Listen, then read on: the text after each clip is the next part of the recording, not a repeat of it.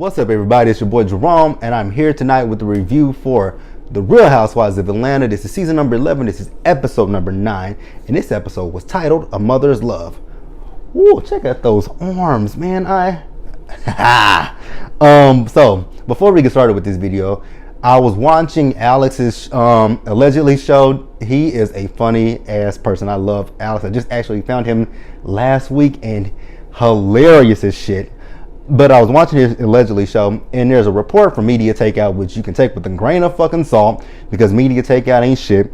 But they are saying that The Real Housewives of Atlanta is in jeopardy of being canceled. Now, like I said, take what Media Takeout says with a grain of fucking salt. But when there was this one thing that they did say, and we're gonna use the word allegedly because this is not here. This is not something that I know is factual. This is hearsay. So take it with a grain of fucking salt. What they said was, which I can kind of believe this part, that the ratings have gone down. I know last week Vanderpump Rules had higher ratings than them. 90 Day Fiance has had higher ratings than them, even though I did not watch 90 Day Fiance. Like I DVR 90 Day Fiance, but I never watch it. I watch Bondi's reviews of 90 Day Fiance, but I just have never gotten into the show, which I know that it says hilarious as fuck. But the thing with Atlanta is they're saying that the salaries are too big for the ratings that they bring in. They film longer than any of the other Housewives franchises, which I can see that stuff, because when it comes to Atlanta Housewives, we do know Nene is the highest paid of the girls, but then you got to think about it. The other girls they don't make Nene's money, but they make substantially a good amount of money. I think when it comes to other housewives like Beverly Hills, I don't think that they are as highly paid as Atlanta, because one, those bitches are rich, and number two, again, those bitches are rich. I think in New York City, I feel the same with New York City, because those are some rich ass bitches too. And who else? New Jersey. When it comes to New Jersey, I think the only person they may pay a lot is Teresa. And Potomac and Dallas, those are the lower two paid. I know that. And I don't even think they pay Vicky Gunvalson a lot with Orange County. So, who knows what the future holds for Real Housewives of Atlanta. But I don't think Bravo's gonna let go of their of all the Housewives. It is the highest rated Housewives franchise show. Even though I know Married to Medicine is coming up on Real Housewives of Atlanta's heels, and so is Potomac. So, that's saying a lot right now. But we're gonna get into the video.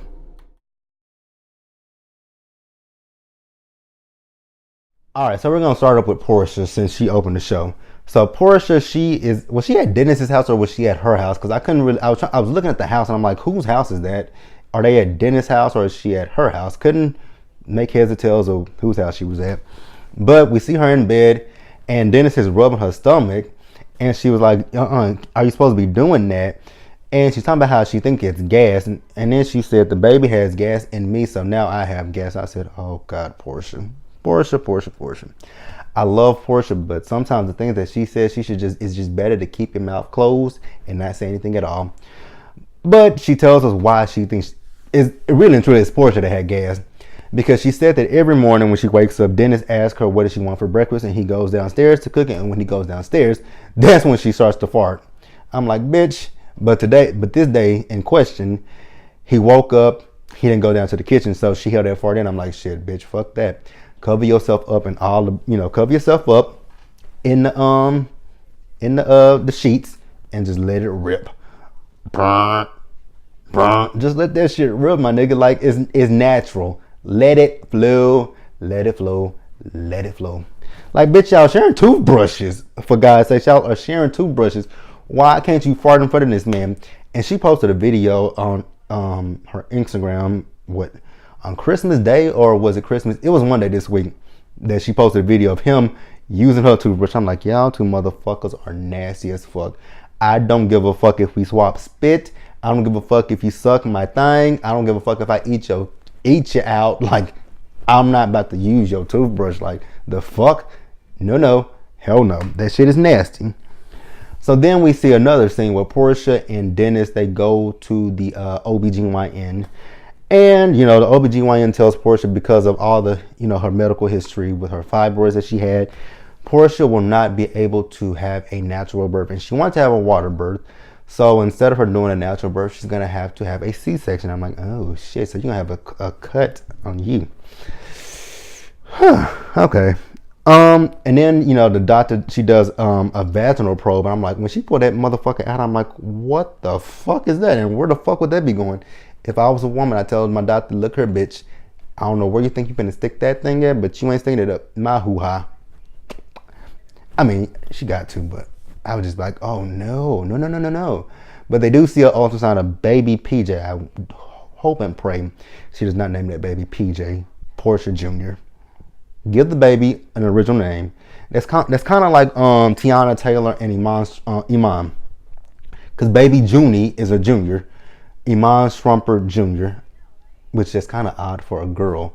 And that's what I'm trying to get at. It's odd. It's kind of odd to see a girl named Junior these days, but I saw stranger shit, so I'm just gonna let it go and let it fly. If they like it, I love it.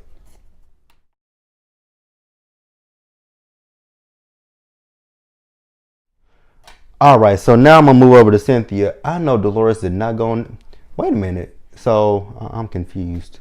Oh yeah, y'all. Sorry, I'm watching Real Housewives of New Jersey as well. So bear with me. I know Dolores did not go on that trip to Danielle's wedding because Danielle and Dolores do not get along for shit.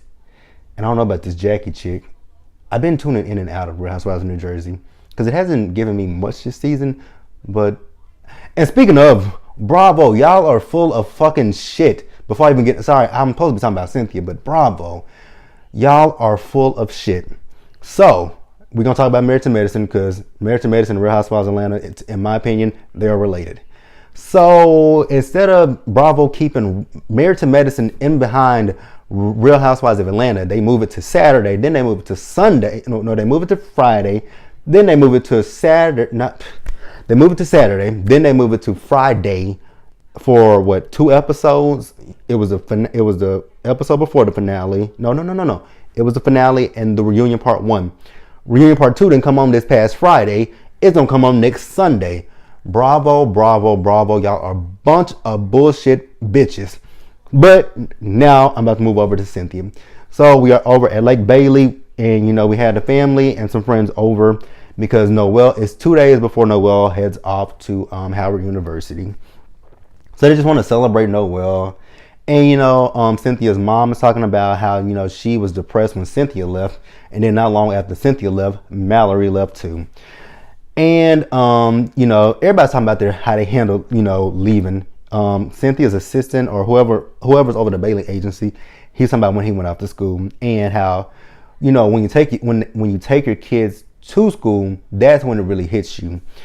So then we have Cynthia. She goes upstairs to where Noel is, and Noel is upstairs, and Noel had a breakdown. And last week on Twitter, not Twitter, but Instagram, I was on OMG Reality TV. I think that's the name of that account that I follow. I can't think of the actual name for it, but they posted this clip of Noel when she broke down, and I was reading some of the comments, and people were talking about Noel needs to grow up, and Cynthia needs to get her off the tit and whatnot. And I'm just like, and a lot of them did have kids, and they were talking about how they were when they had kids went out to school.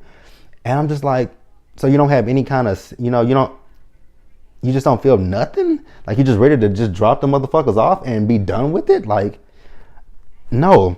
Now, my situation was completely different. When I went to college, I stayed at home with my mom. I went to the junior college in my hometown. And then once I graduated from the junior college, I went to the university in my hometown. So I did not really experience moving away from my mom until I was 20. I'm 29 now. I've been in Dallas for, actually next month makes 4 years that I've been in Dallas. So I moved here in 2015. So when I moved here, I was 25 years old, and I was getting ready to turn 26 years old that year. So I was 25 when I moved away from my mother officially. But I still went home on the weekends to, do my laundry, buy my groceries, and cook there because I was living with my aunt here in Dallas, and I didn't want to do anything in my aunt's house because I just did not want to hear her mouth. So I did everything at home on the weekend. And the separation anxiety was so hard for me because when I would go home, I would go home on Friday night after I got off my job. stay home Fridays. If I had to work that Saturday, then I would come back to work. Really stupid. I would come back to Dallas to work 4 hours, hang out around Dallas a little bit, hang out with my friends, go to the gym, then go back home to my mama later that night, and spend time with my mama. And Sunday morning, get up, start washing my clothes, go to the grocery store, cook that night. And if I felt like driving back Sunday night, I would drive back to Dallas Sunday night. And if I didn't, I stayed there and woke up at early in the morning to drive back to Dallas on Monday morning. So I definitely 100% understand where Noel's coming from, because on the off chance that I did leave on the Sunday night, I would be so sad and depressed. Like, I'm leaving my mama. Like, I love my mama, and my mom is deceased, and I still love my mom to this day. Speaking of which, let me point this out. So somebody left a comment on my Marriage to Medicine video last week. I didn't see the comment because here lately my YouTube has not been showing me all my comments. Like, it usually sends me a notification, but this time it didn't. Like, somebody commented on my Marriage to Medicine review the other night, and I didn't see it until like maybe an hour after they commented on it. And I'm like, damn, this shit didn't send me no notification. But the person who commented before them, and it was actually a few days before I even saw that fucking comment, they told me I sounded fucking retarded in my video. I'm sorry, bitch. I stutter. I don't give a fuck. If you don't like the fact that I stutter, this is what you can do. Fuck yourself. Sit on the dick. Rotate on the bitch. Hopefully it's a sick ass dick. Like, fuck you. And then the motherfucker gonna sit there and say, the reason why I didn't have anything to say about Heavenly. The reason why I didn't have anything to say about Heavenly and her mother is because I don't have a relationship with my mother. First of all, I think I said in that video, I don't have a relationship with my birth mother, the woman that gave birth to me. I don't have a relationship with her. And I said in that video, it's because of her, but I was not going to get into it. But I got time today, so I'm going to get into it a little bit, why I don't have a relationship with my mother, my birth mother, that is. Now, backstory to my life. I was adopted within my family. So my mother who adopted me was my grandfather's sister, who was my great aunt.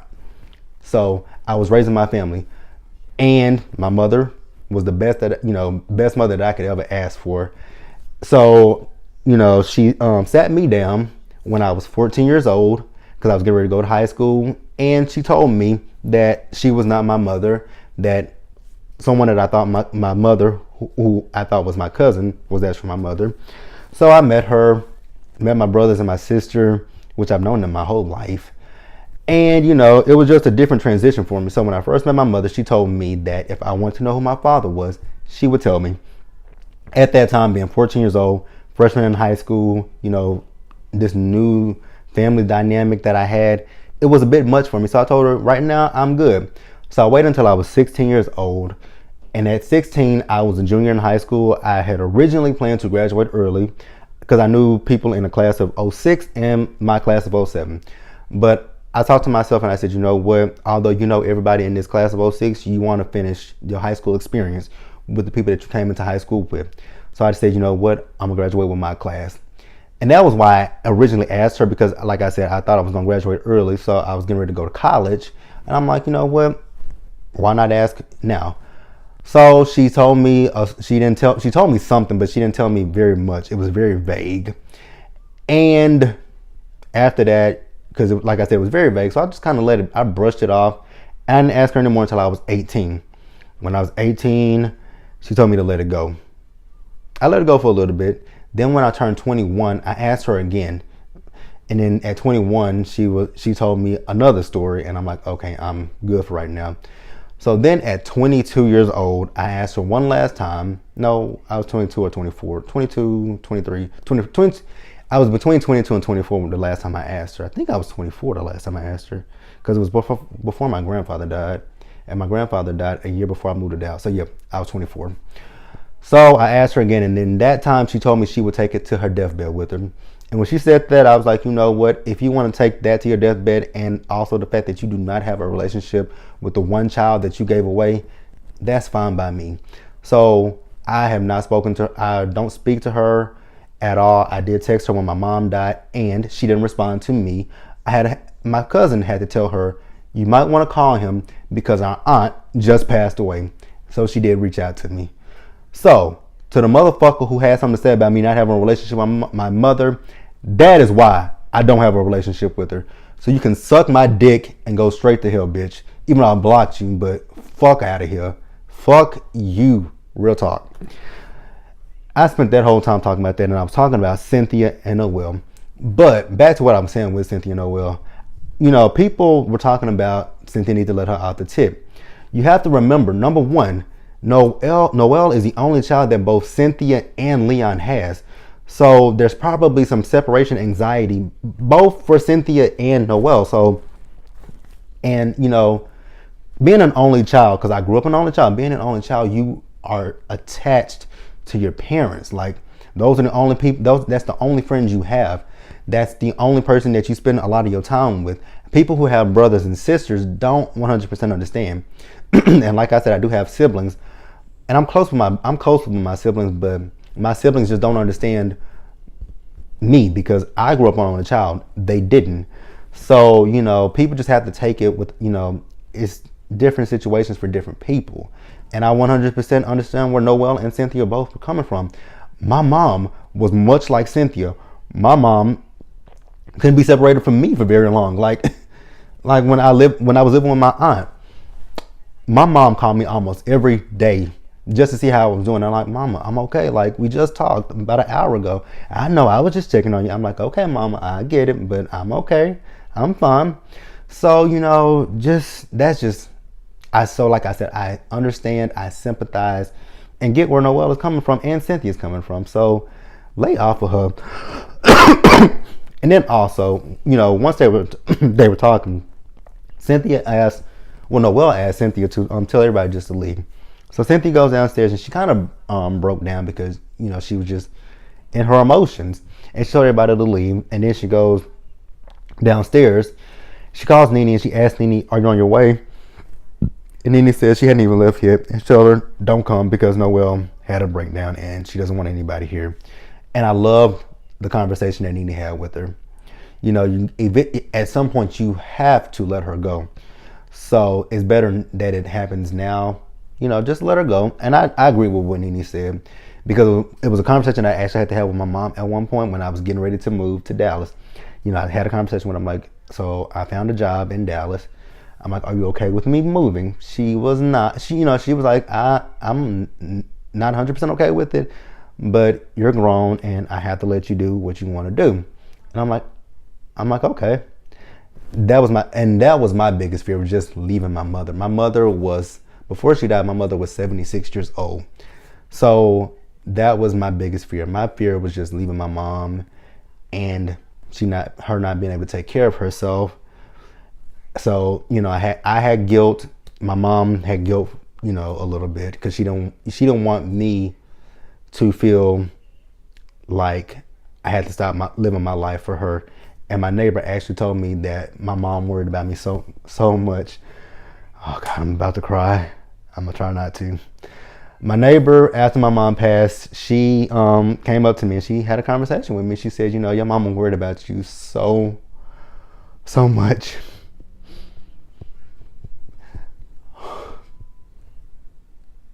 She worried about me driving up and down the highway every weekend to see her. But I mean, I did that because she, like I said, she was my mom, and she did so much for me as a kid that I had to give back to my mom. Like, I couldn't just leave her down there and not come to see her. Like, I had to, you know, I had to do it. Like, I know she worried about me so much, but everything that I did was for her, and everything that I still do to this day is for her. Sorry about breaking down. I did not mean to do that.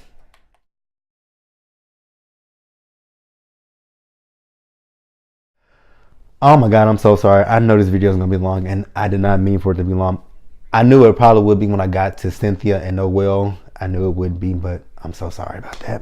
So, you know, we see Noel. She was packing, and, you know, Cynthia called Leon to have a conversation with her, and he does. So then they finally make it to Howard, and, you know, Noel is in her room, And she lucked out. She didn't have a roommate. And they only gave her one key for her room. I'm like, shit, what these kids gonna do if they lose the key? Because I know somebody like me who is absent-minded. Like, I would lose my key and I'd be like, well, how am I supposed to get into my dorm room? Shit, I lost one of the keys to my apartment. And I have one key, one door key, and one mailbox key now until I go get another one made. So I don't know what the fuck I would do if I was Noelle with just one fucking key. Hell, I did that in my last apartment. I lost my mailbox key in my last apartment. Hopefully they didn't charge me for it, because I mean, shit, I only turned in one key and my one mailbox key and 2 door keys. Hopefully they didn't charge me. So, Cynthia's asking Noelle how she feels. And what Noelle said made a whole lot of sense to me. Noelle says I guess Noelle is okay. The thing is, Noelle does know some people at Howard, but in her class, she doesn't know anybody. And I definitely can understand that. Like, she's in a new environment. She doesn't know too many people. She doesn't know anybody there. But that is a great way to socialize and, meet new people, because there's a lot of people there who's moving away from home. They don't know anybody. And that's what happened when I was in college. Like, not in my junior college, because at my junior college, everybody from my high school, we all kind of migrated together, so we all hung out with each other. But when I went to the university that I graduated from, by the point that I went to my 4-year university, most of my friends by that point had dropped out of college, and some of them had either had dropped out of college or had graduated, went on the fast track and graduated. So when I went to my university, I was there by myself, and I didn't know too many people, and I felt the same thing that Noelle felt. But eventually, I made friends. And, I will say these professors in college, they do, we have group projects. That's to get people to, meet new people that they probably ordinarily would not talk to. And a good chunk of my friends that I have from college are ones that I work with in groups, or, a lot of them used to see me in the gym. Like, I was friends with some of the girls on the basketball team, the guys from the basketball team. Like, all of them were cool with me because they always saw me in the gym. And we started talking with each other. And most of them I had classes with. And we just, one day we would just talk to each other, and we became friends. Some of them I still talk to. Most of them I follow on social media and still talk to this day. So then we see Noelle and, Leon. He hadn't made it there yet, but Cynthia was going to text him information about where they were. So then we see them. They go out to dinner. And, Noelle asked Leon about his experience in college, and he tells her his experience. And he also tells her that, it's going to go by quick, for one. And it's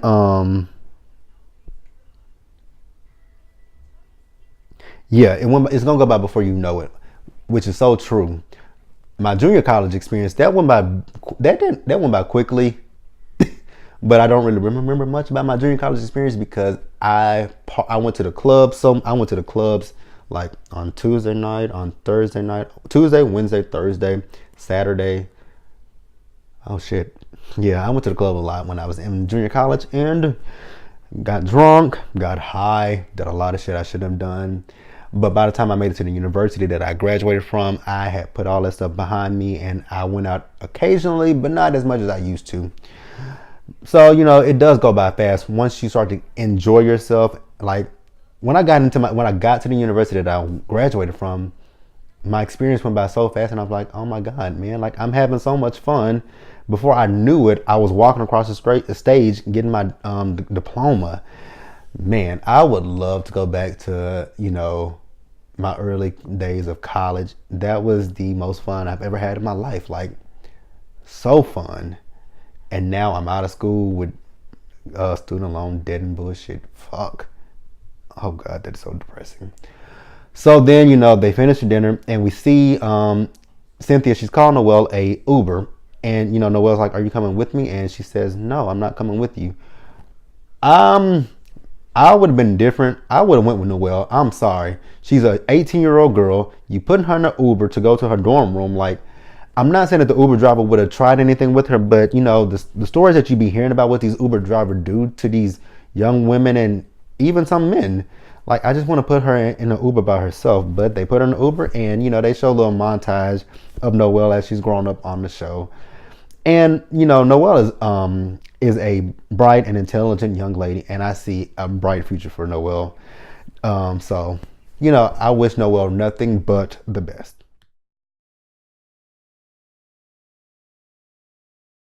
All right, so now I'm gonna talk about Nene. This is not gonna be a lot. So we see Nene. She's at Swag. Early in the show, we saw her when she was with her assistant, and he was talking about, she was talking about the website. If you've ever been to Swag Boutique's website, Nene, even the Instagram page, she models all her clothes. I'm like, wow, how vain can you be? Oh God! And let's talk about her interview look. Her one interview look where she has that turban wrap thing on is really pretty. But then this last interview look that they showed with her with this wig, this long wig, with this necklace on. Oh my God, that shit was ugly as fuck. For as much money as Nene has, whoever does her wigs do a horrible fucking job because her wigs are always off point. Always. Because somebody posted a picture of her the other day on Instagram, and that wig needed to be plucked just a little bit more because I'm like, good fucking God, what is wrong with that wig? Ugh. And then her nose is like so fucking pinched. It's like, I don't know. She need to go see her surgeon again about her nose because that shit is fucking ugly. So then we see another scene where she called Brent to come to the store to work with her because Brent has decided that he's not going to college. Nene needs to have a discussion with that little motherfucker and tell him, look here, nigga, you got two choices. You can go to school or you can work. But you ain't gonna sit in my house and not do a bitch ass thing. And that was a conversation that my mom had with me. Like when I turned 18, she told me, because I graduated at 17, she told me, you got two choices, my little brother. You can either work full time or you can go to school. I said, you know what? I'll go to school because I don't want to work full time ever. Not ever. But at that time, I'm like at 18, ain't no way in hell I'm gonna work no full time job. So then we see this thing where all of Greg's kids come over, including Bryson. And he's just having a conversation with them and he's telling them how he's healed by God. But they did tell them that when it came down to, they did take all the cancer cells out of him, but there might have been some that could have, still stuck around. And, his older two sons who are closer to 40, they're talking about how, after he got his diagnosis, it made them want to go get a colonoscopy as well. And then Bryson's old dumbass said he's not going to do it. Like, dude, your stepdaddy right here had colon cancer. How you going to sit there and say you ain't going to do it? Like, my nigga, they are not going. It's not that they just have to stick their hands up your butt. There are other ways they can test for it. Like, let's be realistic. Even still, if they do stick their hands up your ass, it ain't gonna be that long. They just stick their hands up. They're gonna stick their hands up there and feel for a lump or whatever they're feeling for. Like, I hate that misconception that people think it demasculates you or something. What would demasculate you if they had to cut open your whole ass just to get something out of there? That would demasculate a motherfucker, having to walk around like that. Like, oh my God, I thought that was really stupid. But then the other guy said, they all have kids and it's, they need to do it for themselves and for their family, which I definitely 100% agree with. Like, when you get to that age, actually, I find it crazy because, they tell you a certain age for breast cancer and a certain age for colon cancer. But you find more and more younger people these days who are dying from cancer. Like JL from America's Next Top Model. She died before Thanksgiving from stage 4 breast cancer. And she was only in her 30s. Like, and I asked my physician, not my physician, but she is a nurse practitioner at my job. I asked her to test me for cancer. And she told me, she's like, you're 29. You're really young for us to be testing. No, I don't believe in that bullshit. I've had plenty of family. I've had my grandmother passed away from cancer. My grandfather passed away from cancer. I had an uncle that passed away from cancer. Like, cancer runs in my family. My cousin, she was diagnosed with breast cancer. So, cancer is something that is running in my family and I don't want to get it. So I want to be proactive and get it done. And I still don't know if that woman tested me for it because she didn't send me to she didn't give me no kind of anybody to go to and see for it, which I'm gonna do that on my own. I don't give a damn what they say. I don't care if you say I'm too young. I want to know. And that goes for anybody. If you really want to know, don't let these people tell you you have to be a certain age, because like I said, we are seeing younger and younger people die from cancer. So don't let that don't let that stop you.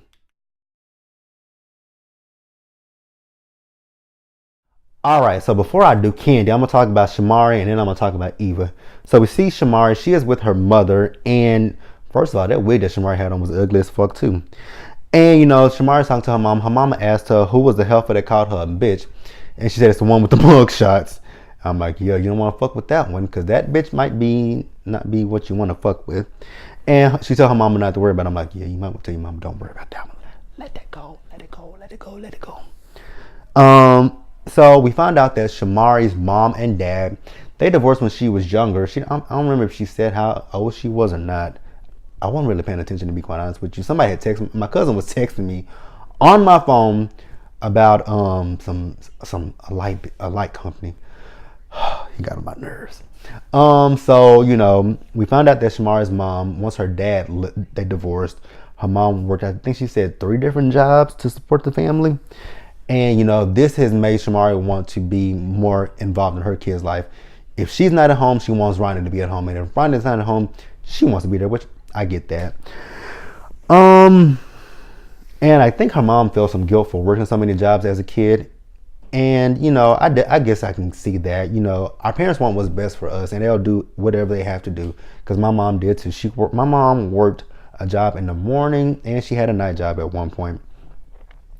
But my mom still managed to spend time with me. But you know, I definitely can understand her mom's guilt. But you know, it is what it is. Like I said, the parents, you guys do what is best for your kids. So I don't think any parent should feel bad for working so many jobs just to make sure that the kids are taken care of.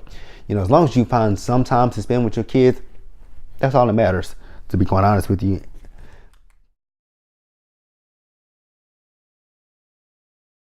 All right, so then we have Eva. She's wedding dress shopping. She invites Nene. I guess she felt bad about not inviting Nene to her bachelorette party in Miami.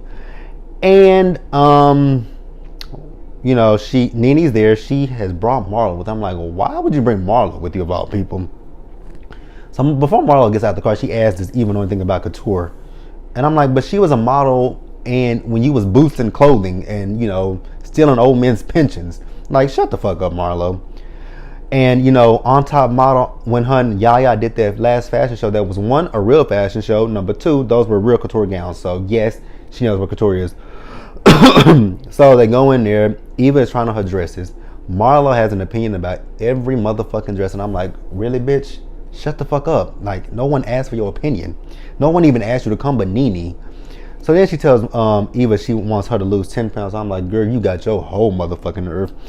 Because if I'm not mistaken, didn't we just see last week Nene and Portia squeezing your big ass into that outfit that you was wearing? Yeah, shut the fuck up, Marlo. Like, oh my God, shut the fuck up. All right, please. So lastly we have Candy. She and Lil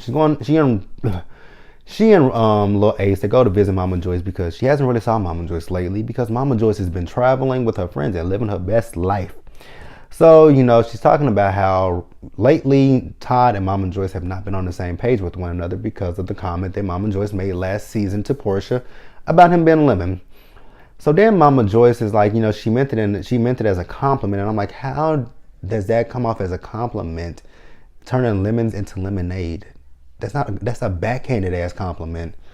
And, you know, then she starts to talk about how she was talking about Candy was a lemon. I'm like, so you really are backpedaling, like, whatever. And Candy's like, I don't want you and Todd going around not talking to each other. So I guess Candy's gonna have Mama Joyce and Todd talk. So then we see Mama Joyce and Candy, they go to OLG, the new OLG. She's showing her around, and then, you know, she tells her that, you know, she and Todd need to have a talk. And then Mama Joyce says, yeah, let me talk to my lemon. So they sit down, and Mama Joyce once again is backpedaling, talking about she did not mean it in a negative way. She meant it as a compliment. And then again, as she was talking about Candy was a lemon, and, you know, a lemon, something about a lemon tree. And I'm just like, what the fuck is she talking about? Like, this is stupid, and it's a blatant ass bullshit ass lie. And Todd tells Mama Joyce his whole thing was not the whole lemon comment. It was the fact that she was talking to Portia, and Portia and Candy were not on good terms with one another, which I definitely can understand that one. And, you know, he's also talking about how, you know, Candy's had these events that Mama Joyce doesn't show up to. And if it's because of him, he wants them to work it out and move forward. So I guess for now, Todd and Mama Joyce have squashed the beef with one another. And, you know, what happened? Oh, they told her about them, you know, possibly being expecting another child. And she tells them, they tell her about the surrogacy thing. So in a nutshell, that was basically it with Candy and Todd. It wasn't really Candy. It wasn't really a whole lot of nothing. This season has been really good thus far. That was the review of Real Housewives of Atlanta. Like the video, leave your comments, subscribe to the channel, and I will see you guys again on Wednesday for Love and Hip Hop Miami and Black and Crew Chicago.